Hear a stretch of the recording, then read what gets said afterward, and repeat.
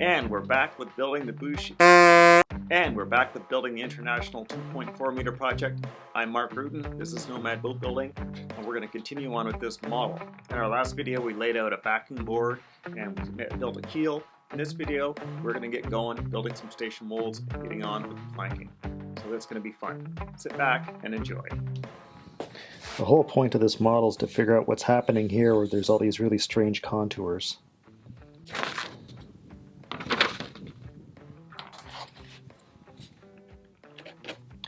And I'm just going to give myself an arrow to remind myself that there's a funny little shape there.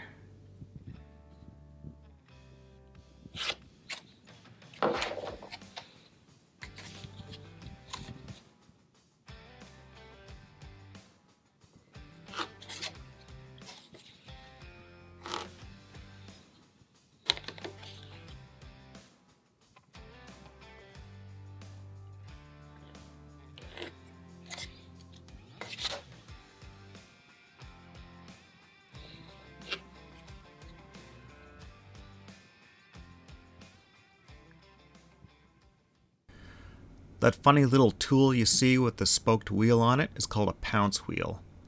It's specifically made for transferring patterns from paper down onto another material.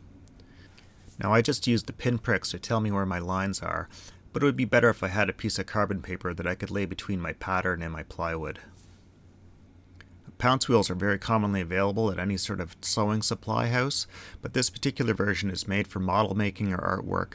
It's got smaller wheels and a swivel that allows you to use it in tighter contours.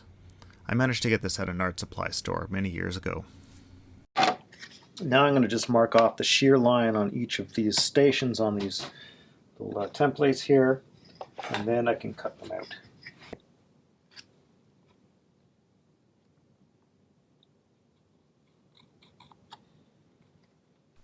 So I can't emphasize just how important model making is to me in this building process.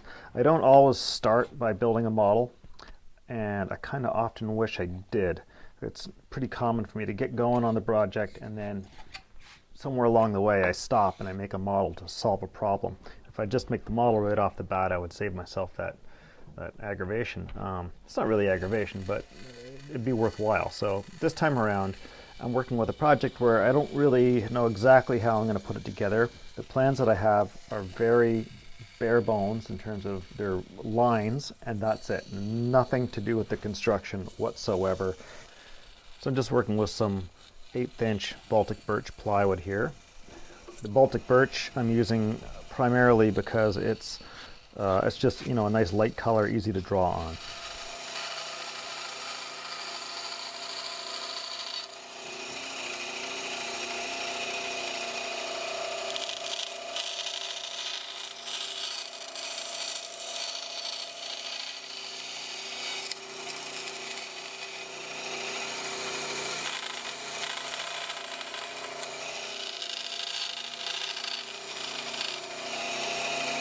I'm just going to knock the fur off of these guys. So I chopped all of these forms off at the shear line because my strong back in the case of this model is really this backboard. So it's the center line of the boat is the strong back. And this model is absolutely not about looks. This is all about figuring out the shape and figuring out how I want to move on to the actual build. And right here at station 5, things go goony. It gets this really goofy sort of wobbly shape to it, and I don't know what's going on there. That's a real mystery, and it's going to be hard for me to sort of wrap my head around that when it comes to actually building it. I mean, you can, on the drawings here, there's a big tuck, so it makes sense that there's a wobble there, but the sort of transition from a smooth shape into this tuck feels really odd to me at the moment. I'm just going to start applying these stations here. Use a little cyanoacrylate glue. Just going to put a dab on here. I may break these out later on. I'm not entirely sure exactly how I want to approach it. Could even use hot glue, but it's a bit messy.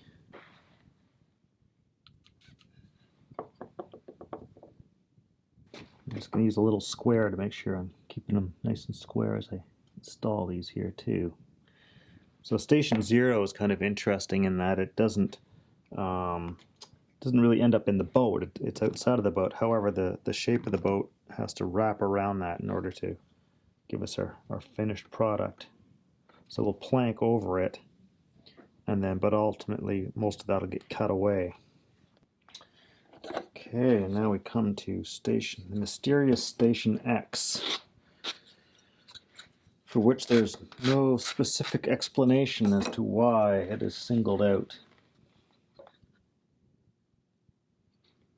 I think I know, but I'm not 100%.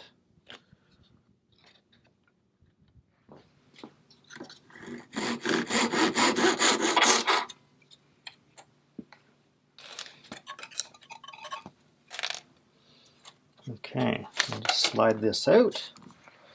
Now we'll shape this guy down.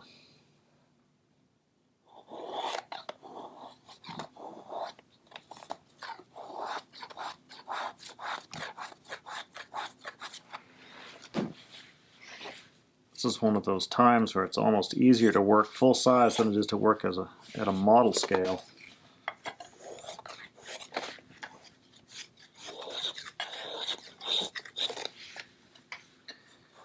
Just about there. I'm not sure how accurate a job I'm doing here. It's really hard to judge. Look at me close though. That's fine.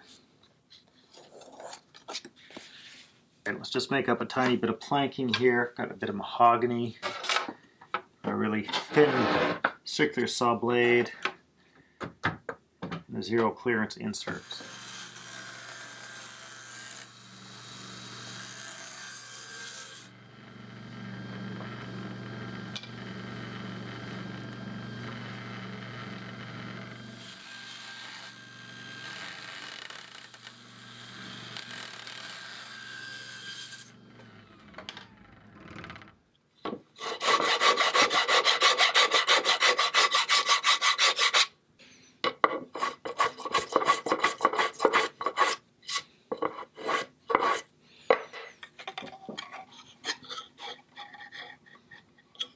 Okay, so I'm just going to trim off this end here.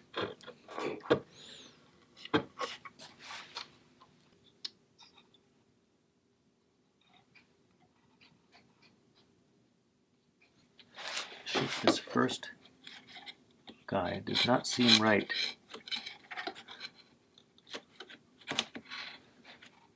In fact, I think I'm tempted just to knock it out. Let's get rid of that and see what happens. And when I went to loft this boat full size, as it turned out, that station number 14 was indeed incorrect, as well as other little anomalies that were found in the same area. This reinforces my belief that despite having full-size templates for my station molds, it's well worth my time to model and loft. Okay, try this again.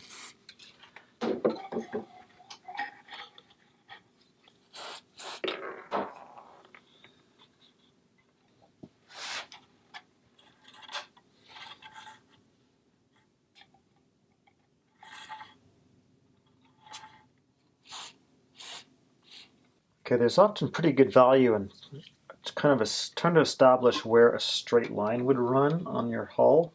And when it comes to lining out planks, what we don't want to do is start to impose, more edge setting than is absolutely necessary a lot of the time.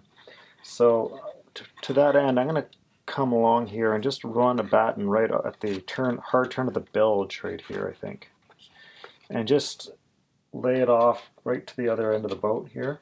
I'm just kind of curious to see where it would land nicely. It feels like if I can stretch it up a little bit, this will land right about the end of the bottom of the stem, which would be pretty nice.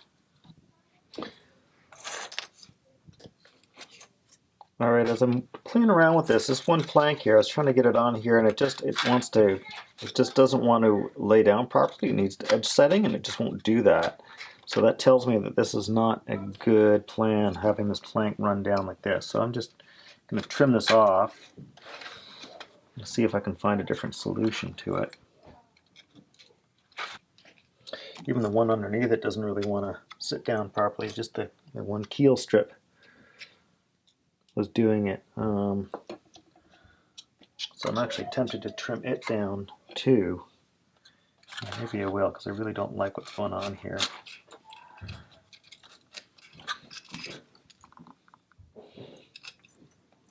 And I'm just kind of winging it here and breaking away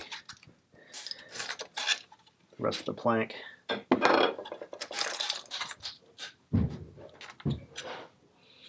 So that's the kind of the nice thing about working on a little model like this, is I can do stuff like this without, you know, a massive headache.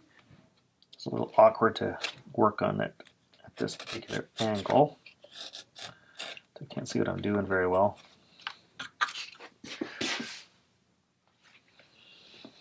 So I actually wish I had a little miniature rabbet plane, which I can get actually, but I don't really feel like spending 50 bucks on a tiny little tool at this moment. I'll make it work with the chisel. Take one of these guys and use it like a fairing batten and just hold it up there and see what I got.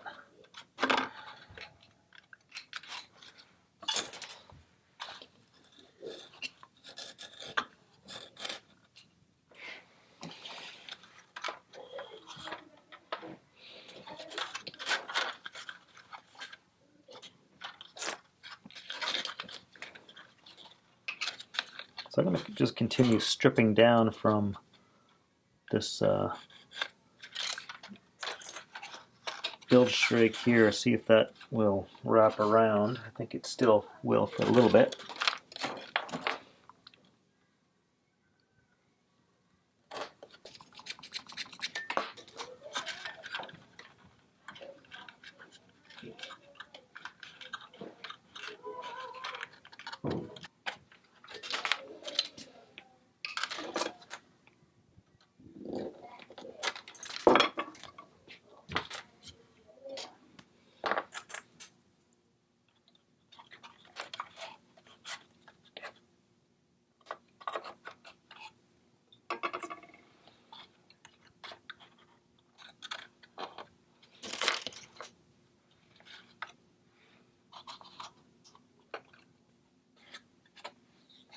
It's going to have to sit for a while to hold.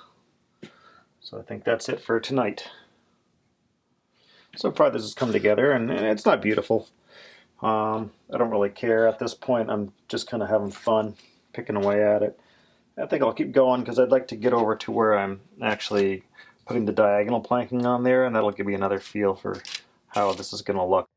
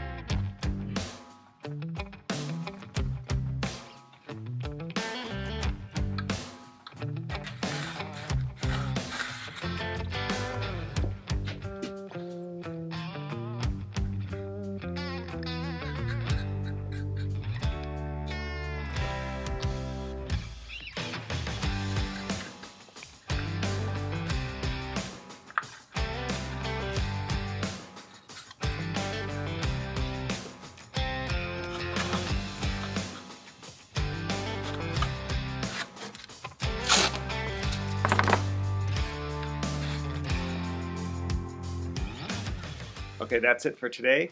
I've been having a great time building this model, and I hope you've been enjoying following it.